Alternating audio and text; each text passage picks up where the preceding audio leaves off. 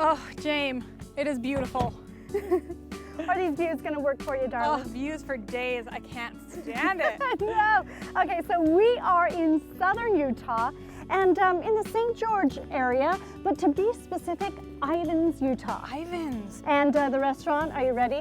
Xetava Gardens Cafe. Oh, you just dropped it. Its owners, Greg and Rachel, they started it as a cafe and kind of grew it and expanded this beautiful restaurant where you're able to get breakfast, lunch, dinner, you're able to get great beers, craft cocktails, and you're also able to, I don't know, dine outside almost year round. Wow, zero escaping, views with our food. I can't wait to get tasty. Oh, let's go, girl. All right, let's go. Hey Katie, hey Jamie, how are you? Nice to see you. Hi, great to Good to see see you. you. Greg, what a pleasure. It's like you first walk in and it's the coffee that sort of hits the olfactory sensations, but we know there's a few more tales to be told. Yeah, but our roots are in coffee. I love it. The best roots are. You've picked up on all of our best attributes. I've got a table downstairs if you'd like to join us. We would love Get it. some food going. We've How long have you been driving? long distances, over Okay. many miles to come and see you. Okay. All right, Cool. from Plateaus to Red Cliffs. Right Lead this the way. way, my friends. Greg, this is an immaculate spread that you've created for us, which is amazing. Got a little beer happening. We've got beautiful beverages. Want to walk us through a little bit of the menu? Let's start with the drinks. So this is one of the very first drinks we ever came up with. It's called a Royden Lemonade Supreme. Back when we had no customers and a lot of time on our hands to experiment, we started blending lemonade with a few different things in. We had a mint garden growing out front, so we threw in some fresh mint, added a little bit of vanilla and coconut. The combination. This one appeals to the people that love to come in here and really relax in the desert. This is the same drink, except we add champagne, and it's called a Drunken Iceberg. And that's become a very popular brunch drink on Sundays. Oddly enough, Sunday is our busiest day. I could see that for sure. Yeah. We do breakfast every day, 7 days a week, and then our lunch and dinner, we do the entire day as well. And then tell me about this beautiful plate. All right, that's actually one of my favorites. It's a pork tenderloin, grilled with a veal demi-glaze, some shoestring potatoes that we dust with a little bit of garlic and Cajun seasoning, some microgreens from just right down the street, and fresh raspberries and goat cheese. Wow. Yum. Yours is a wild-caught sockeye salmon. Oh. And all of our sauces here, except for the sriracha sauce, are all made in-house. Oh my gosh. This one, we buy a base for the veal demi, and then we tweak it a little bit with some brown ale mustard and a few other things. The sauce is a lemon dill caper sauce. Ooh. It looks like we got some mushrooms in there. Yep, mushrooms, tomatoes, some green onions, and then just some sliced ciabatta toast points. Well, Greg, will you tell us the evolution of the restaurant? This original building behind me was built by a gentleman by the name of Daniel Pettigrew. He's a true artist. He's got this great story about how he woke up in the middle of the night and had a dream of the way those rocks were supposed to look. It's actually 11 rocks brought in from the base of the mountain, with all put together with natural cements. That's how the building started, and they built around the rocks. Wow. So that's how it started. Around the landscape. Yep, he did all the hand carvings for the doors, all the little corbels you see around the place. Wow. And 7 years later, after running it as a gift shop, he was just kind of done. He wanted a new creative endeavor. And I was looking for a place, and things ended up working out. And I took out a $25,000 equity line on my house. No money for advertising, no money for equipment. The place had no kitchen, no storage, like nothing of what you should have for a restaurant.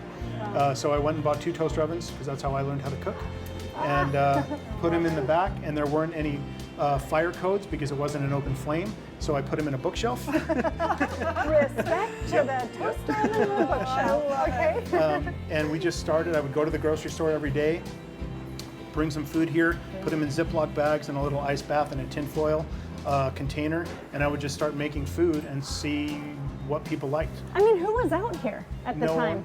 one. There were days where literally 3 or 4 people would come in, and then after about 4 years or so, we were still using the toaster ovens, but the wait for lunch was like an hour and a half.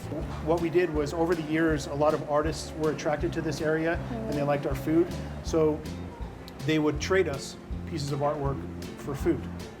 And so what we ended up doing was having this big bash where we had like, you buy your ticket, you get the alcohol.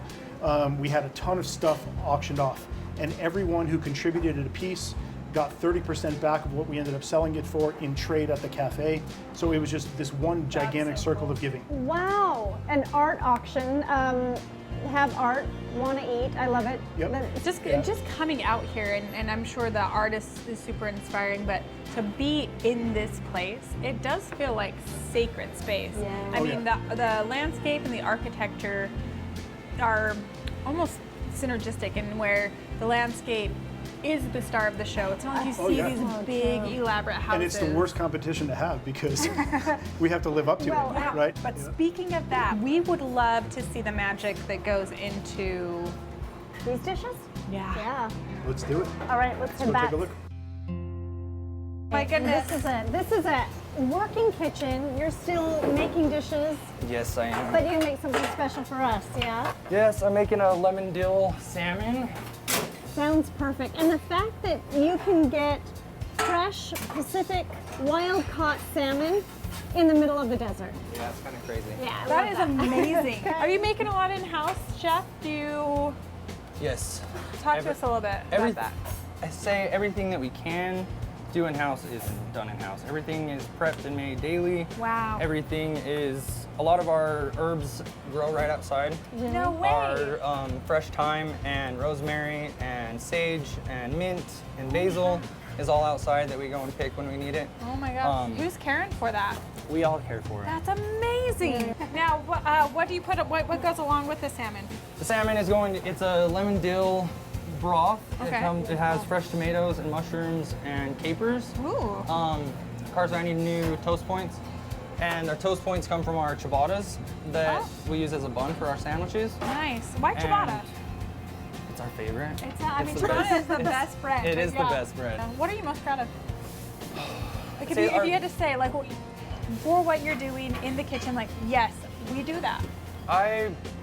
I'm proud of our crew. that's This a good last answer. weekend and with all of the festivals and everything going on was very, very busy, and the way that everybody steps up to help everyone out and the amount of volume that we put out with trying to serve everybody is incredible, and I couldn't do it without the crew that we have. And I think the raspberries. Oh, so beautiful. Top that with green onions. Yum. Yes. Ooh. The time back here in the kitchen, James. I mean, We know you're busy, and thank you so much for letting us into your art, your craft, and Xetava's menu. the glad to heart have of you. the kitchen. Yeah, thank you so much. Thanks, Chef. No problem. Thanks, guys.